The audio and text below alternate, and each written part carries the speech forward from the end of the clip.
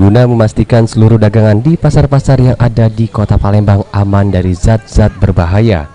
Wakil Wali Kota Palembang Fitrianti Agustinda bersama BPPOM dan didampingi pejabat terkait meninjau sekaligus mengecek makanan-makanan yang dijual pedagang di Pasar 3-4 Ulu Palembang, Kecamatan Seberang Ulu 1. Dalam sidak tersebut, Wakil Wali Kota Palembang mengambil berbagai sampel makanan seperti tahu, mie kuning basah, terasi, dan sebagainya.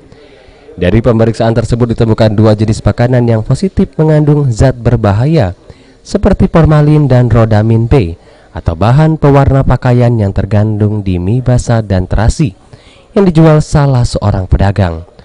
Usai mensidak pasar tersebut, Fitri mengimbau kepada seluruh pedagang untuk lebih hati-hati membeli barang yang akan dijual kembali di pasar.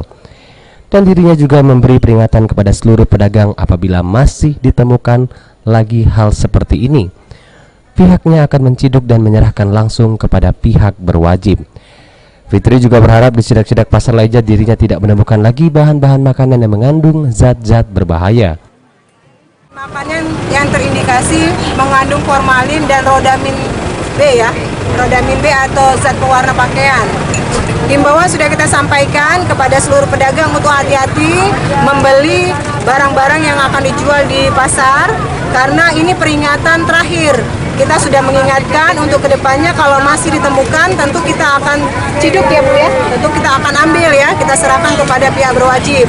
Dan sepertinya mereka sudah tahu apa yang harus mereka lakukan dan mudah-mudahan di sidak-sidak pasar berikutnya kita tidak lagi menemukan bahan-bahan makanan yang mengandung zat-zat berbahaya. Heru Wahyudi, PAL TV.